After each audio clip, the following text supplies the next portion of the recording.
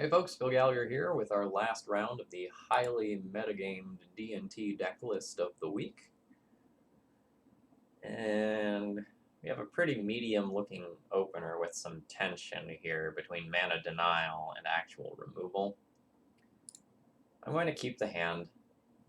I'm not super thrilled about it, but if we're playing against something like Depths, which is very popular right now, we have the best possible hand. If we're playing against Delver, like we have a strong opener against like a non-Renin 6 hand. Against a combo deck that's fetching non-basic lands, this is fine. So we have too many lands, but I count as like half spells.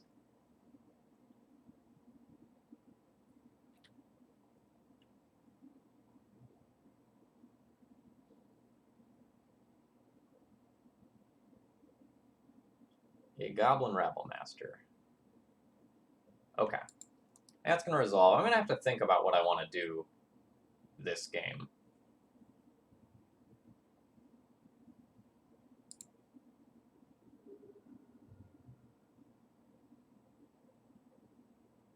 I think I'm going to want to wasteland my opponent. Take a hit, maybe two, from the Goblin Rabble Master, and then take over the game via Stoneforge Mystic. I can change my mind and Path to Exile if I want. But if my opponent is more or less all in on that city, I think this is very, very powerful.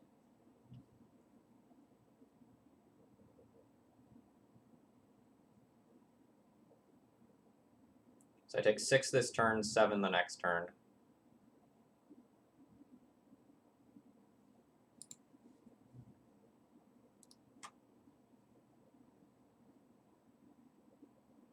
So as long as my opponent doesn't play another creature,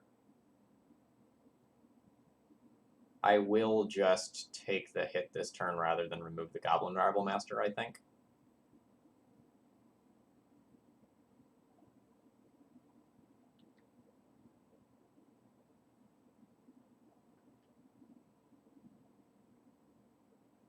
Imprint of Blood Moon. Another Rabble Master. Okay, well now I have to remove one.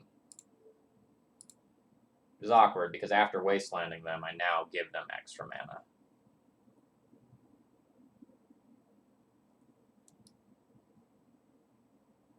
And that unlocks a 4-drop if they have one in hand.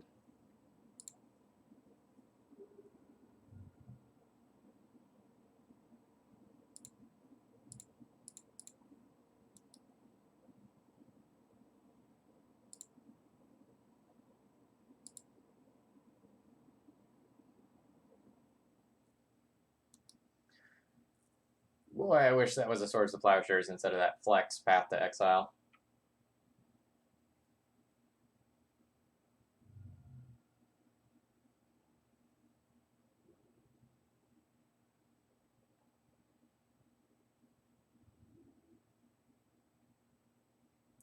I think I'm just dead, right? Yeah, like either I block this and then take 5 and then just die to all the Goblin tokens next turn. That's really unfortunate.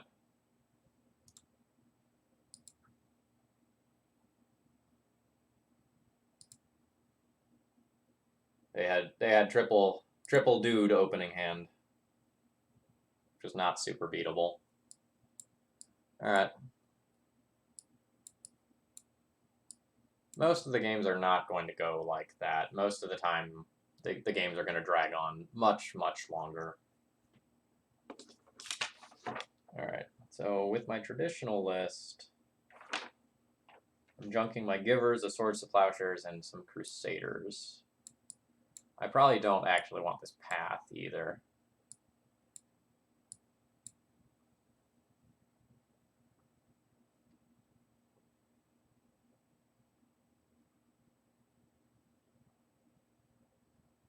Let's junk a 3rd Crusader. That leaves me with 21 creatures. Good enough for me.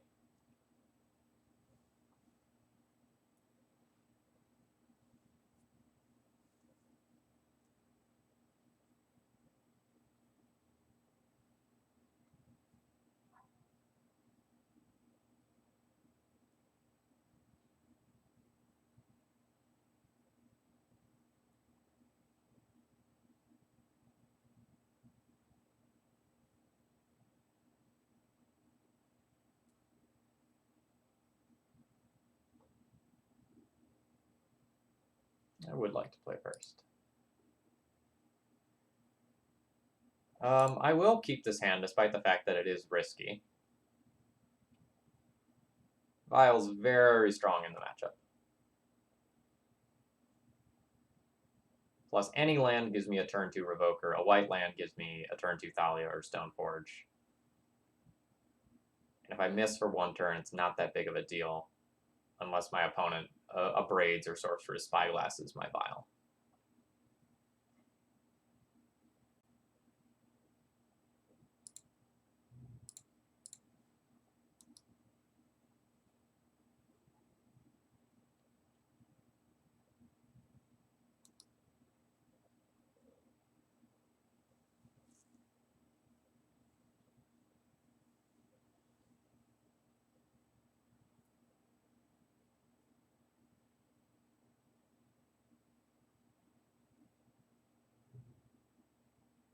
Spirit Guide, Chromox, Chromox.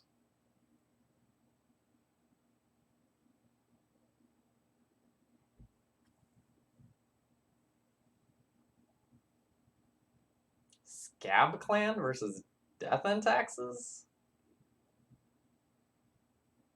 That seems super questionable. I mean, these are somewhat questionable in the post-board game, and a lot of people board them out because a Batterskull or a Thalia just completely invalidates them.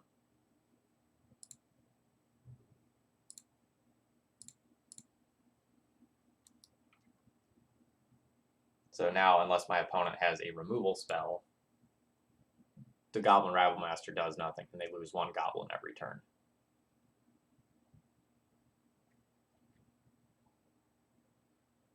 Yeah, so now next turn they're actually going to lose their Legion War Boss to the Thalia if I don't kill the Goblin Rabblemaster this turn.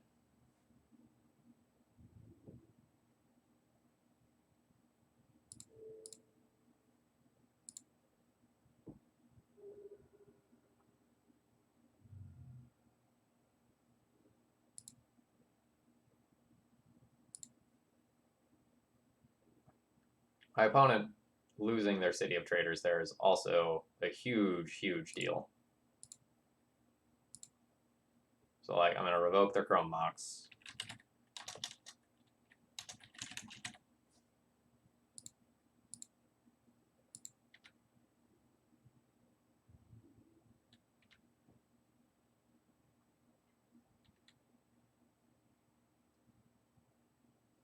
They now have one mana source. I have Stoneforge Batterskull coming.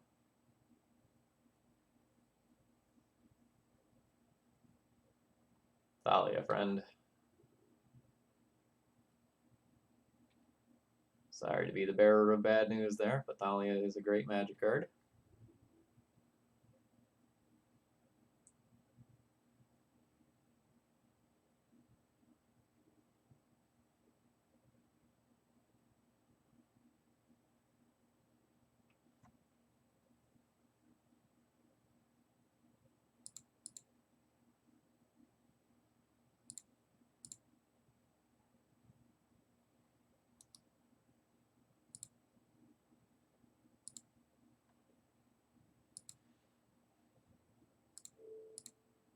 So we'll block that. We'll block one of the 1/1s. Totally fine, taking 4 damage.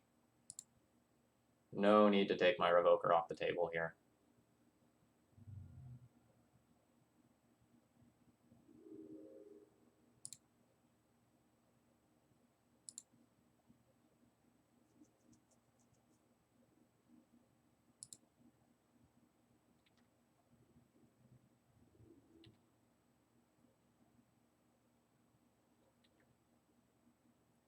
Now I have a lot of range of what I can do this turn due to the Flicker Wisp.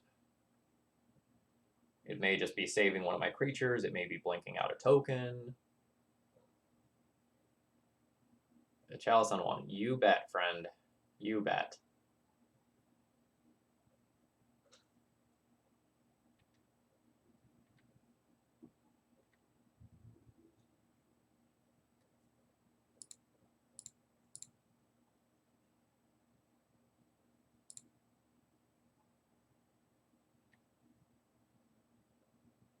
I don't want to play this game.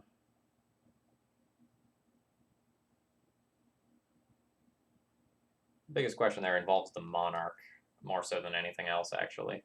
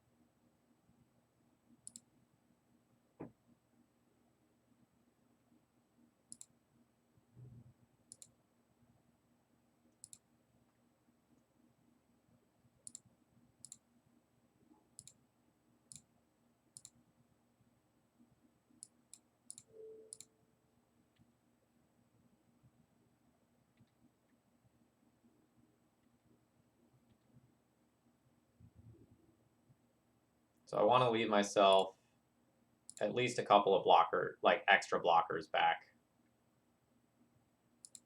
So this is 4 blockers back right now, so even if my opponent removed 2 things, or like removed 1 and played a Rabble Master, that's still enough to not lose the Monarch. 4, 7, 8, 9. I can just also attack for 11. No, the extra bodies back is fine.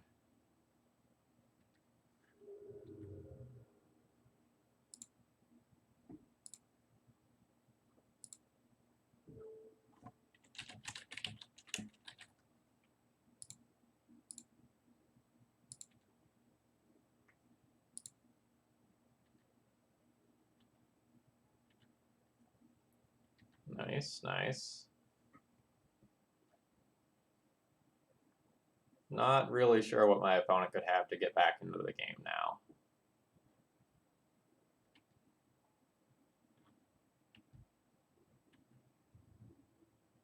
That keeps them alive.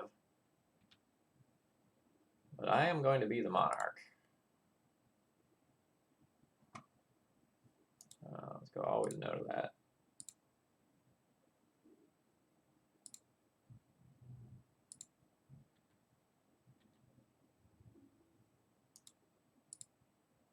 Get in there, Stoneforge.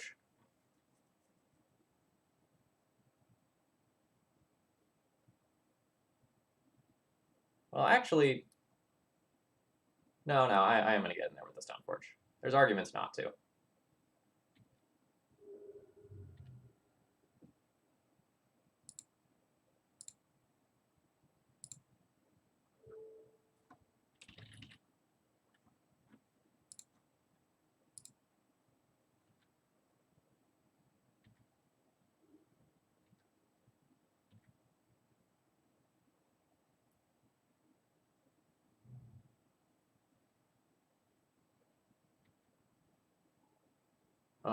Yeah, I'm okay with this scenario. I'm gonna let that stay around. Oh wait, 0 cards in hand now? That's awkward.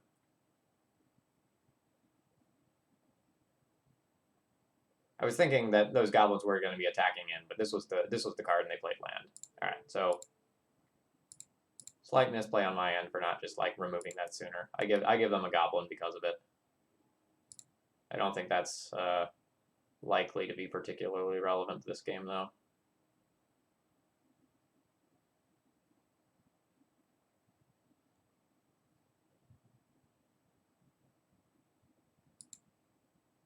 It might be.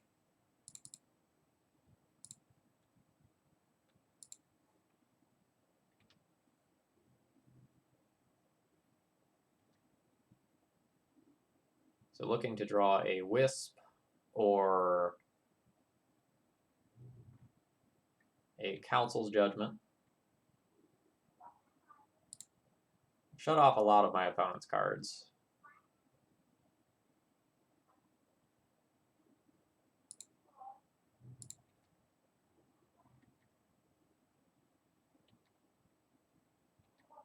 Jitte is potentially a good draw as well. Swords to Plowshares not so much.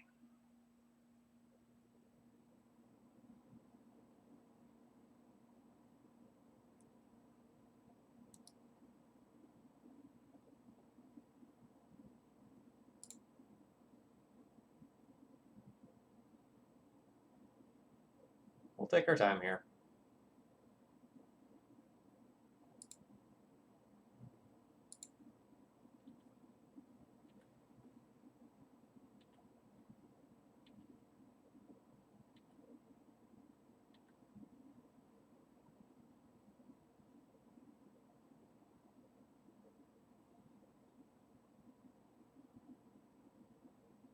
So I guess if I play this Revoker, it's on Chandra Awakened Inferno next.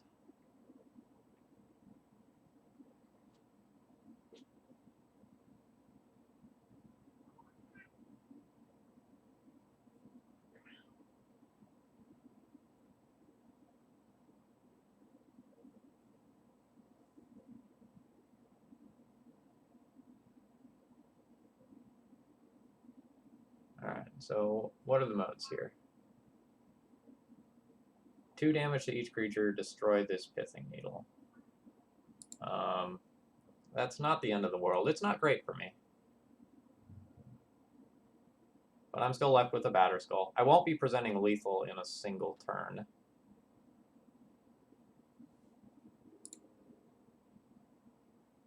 But like this can just immediately go and stop the Karn.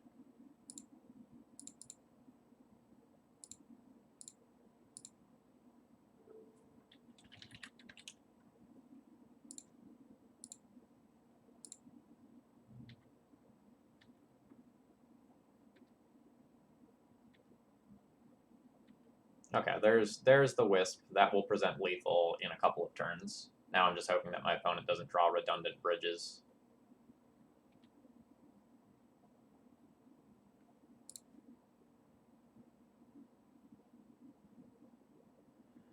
Is that lethal this turn? 2. Not this turn. It can get me there for next turn, though. So let's go Stoneforge. Yes. I could use it to get Jitte. Actually. Let's think about this. So I have 4, 5, 6, 7, 8, 9. No, I'm going to get the Sword of Fire and Ice.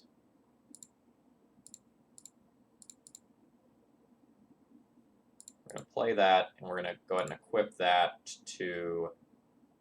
let's go with our Revoker. It's probably the most valuable thing here.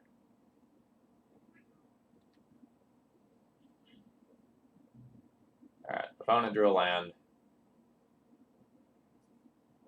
We'll just do a quick, make sure Phil can count check, and then kill our opponent. 4, 8, 9, 10, 11, 12, 13 off the sword trigger.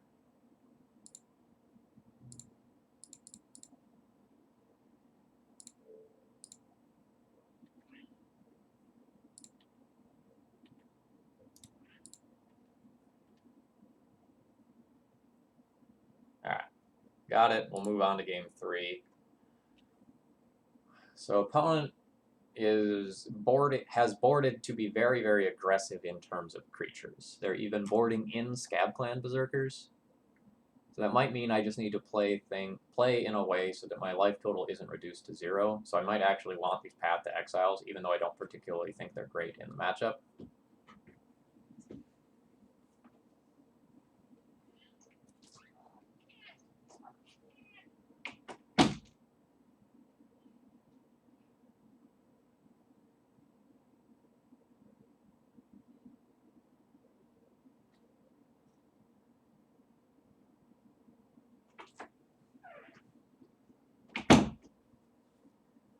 Sorry, the cat doesn't like it when I record videos, and sometimes after I get to the tail end of a set, it requires too much attention that I can not give it during these recording sessions, and start scratching at the door, which is no good. I am going to submit my deck list as is, but I do think there's a real consideration to just playing Path to Exile as well.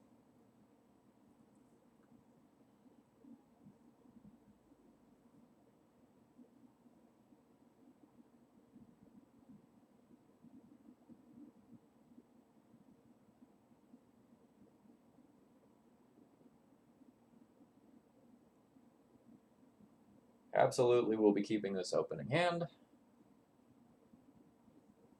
It has Vile and Thalia. My opponent is planning on trying to ride the goblins to victory again. This will stonewall them.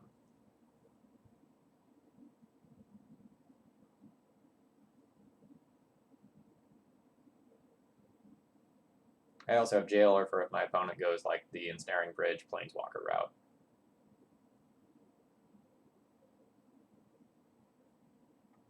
Alright, there are the Chandra Awakened Infernos in the deck.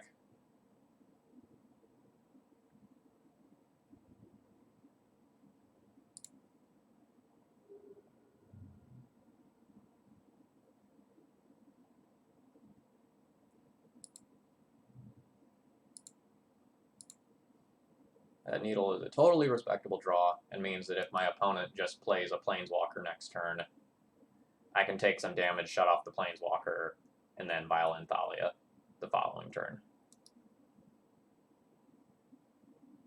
We're a little further ahead on board, I would take out this land, but I'm not really there right now.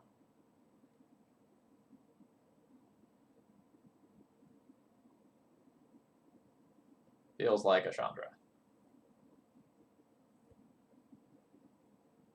Chalice on 2. Okay.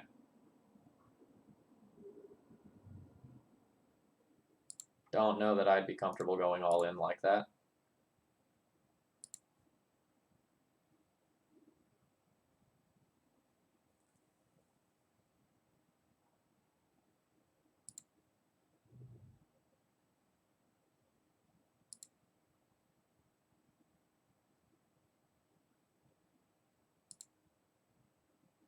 It's a very good short-term play, but it's going to look silly mid-term, assuming I live that long.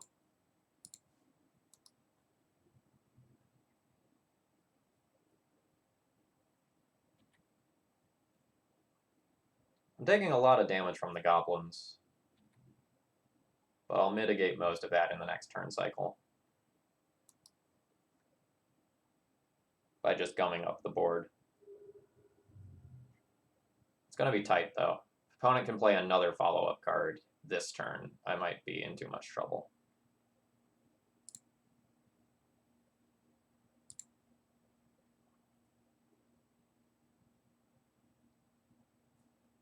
Okay, how do I best stabilize?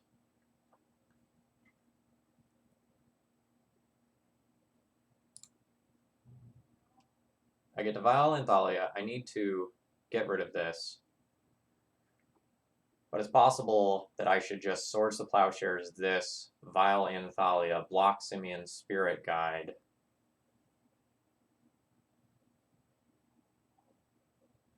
Okay. Yeah.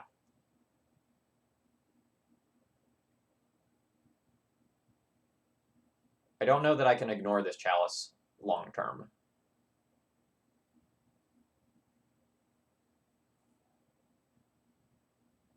So I think I'm going to be Swords to Plowsharing this, blocking this, take 3. Next turn, Flicker Wisp a token, Palace Jailer a token, have the board stabilized. That is the plan.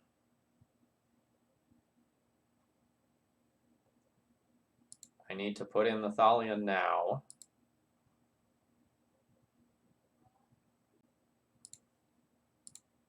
To try and reduce the number of cards that my opponent could play pre-combat to mess up my plans.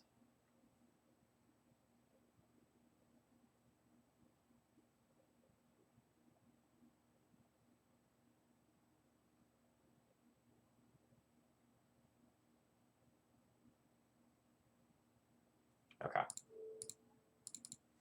So now we junk the Rabble Master.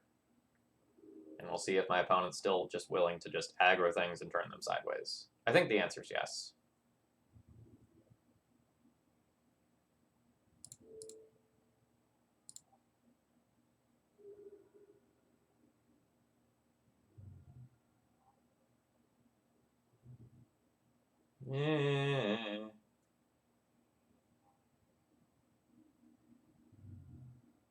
You're needled.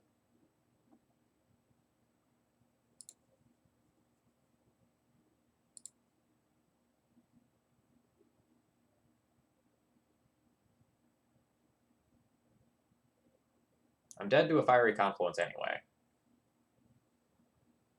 My opponent is hellbent.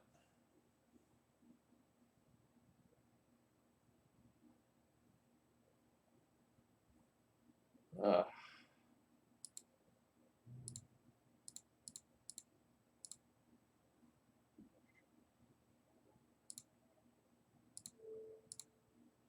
Let's exile a goblin. I don't think I want to exile another goblin right now, either by like becoming the monarch again or by wisping it out. I think I want to leave myself with options.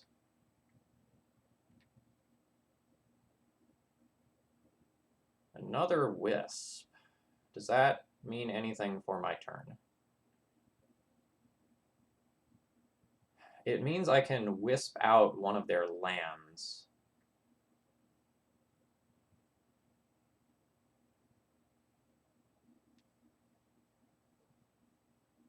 Like, I can wisp out the Ancient Tomb. And then they can't cast a 4-drop this turn.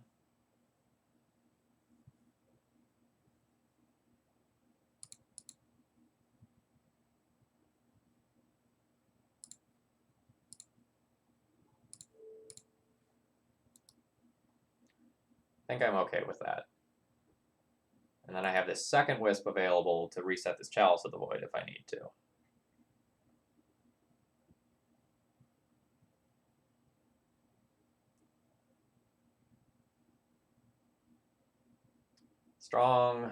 Strong play.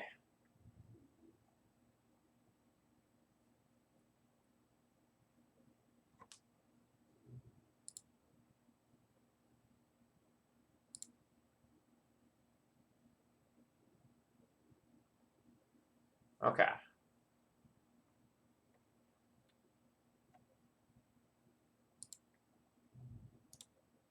So now I like blinking that out.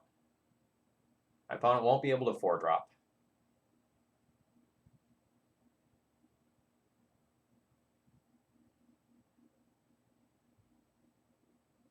I probably need to start turning these creatures sideways.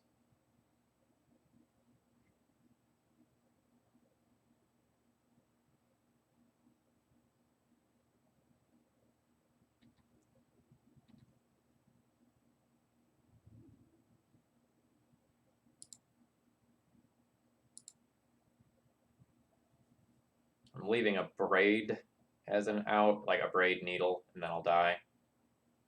But I don't think I have time.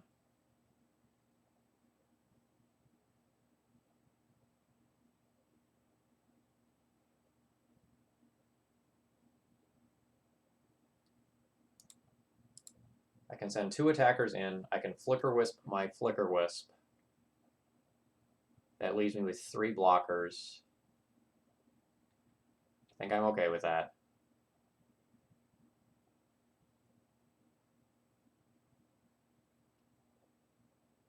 Braid isn't an out because of the Chalice on 2.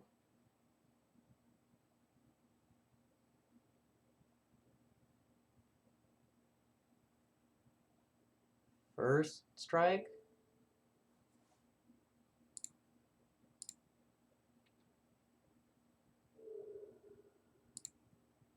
That's a bit of an embarrassing mistake. My opponent also made a pretty big error with their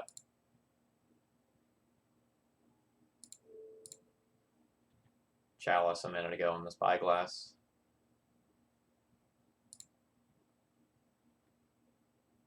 I stacked that in the wrong order.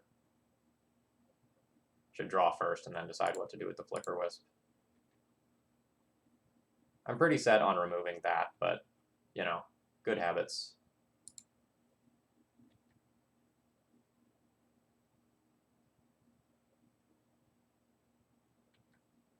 Yeah, that's fine. That does nothing on this board.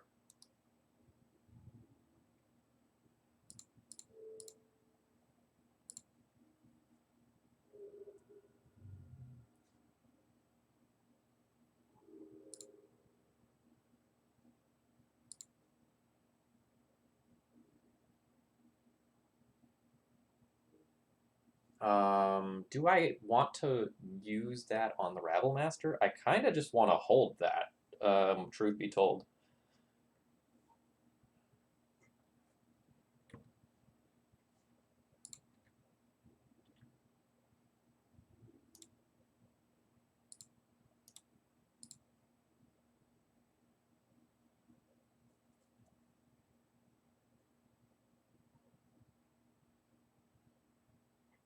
I know my opponent has Scab Clan Berserkers, so it's not super safe to just tap out and just turn everything sideways. It puts them to 19 if I Swords to Plowshares this and then attack everything in. They will get a Rabble Master back if they become the Monarch, which is quite bad for me. This would put them to 11.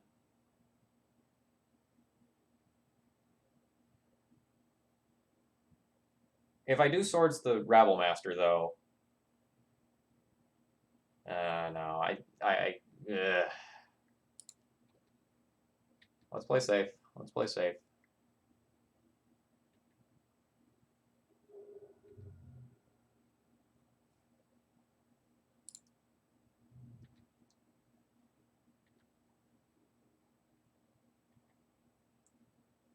All right, now I feel very safe.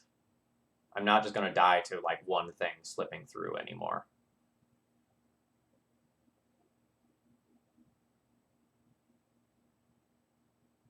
I'm fine with not Swords to... No, I guess I can Swords to Plowshares.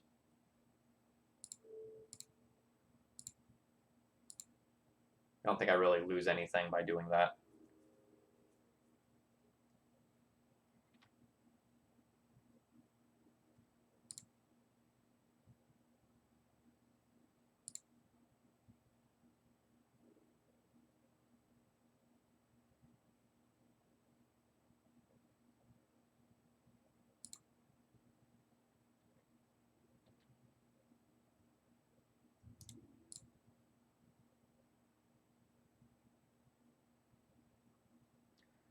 So if I attack with everything, that's 10 damage at my opponent. Any one Wisp is lethal next turn.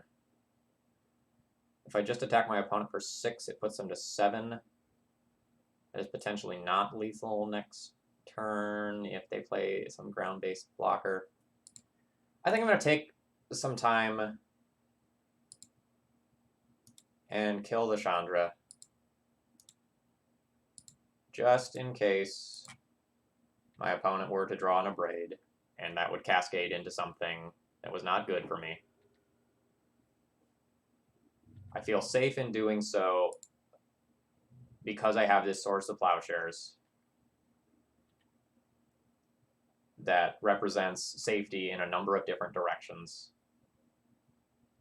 It means that a top deck creature isn't getting through. It means that direct damage isn't going to kill me either. All right, so we end up 3-2 that league. We got some tough pairings like High Tide. The deck list that I'm doing here is okay against the field. Very heavily metagamed. I should probably consider like not playing the 4th Surgical Extraction, even though I think it might be very good, and instead just like throwing a Sanctum Prelate in here. So like, let's get that out. Put a Prelate in here. I wanted to like cut that, because I don't think it's going to be good, but just having it as a safety net for the combo matchup seems important to make my in-out number work. I hope you enjoyed watching some matchups with a slightly skewed deck list this week. This week of Daily D&T was brought to you by Burnt Flapjack. Thank you very much for your support. I appreciate it, and apologies for forgetting to post that in the Monday video. And if you're enjoying Daily D&T, please consider supporting it in the future. The link's in the description below the video for how to do that. Cheers, have a great weekend.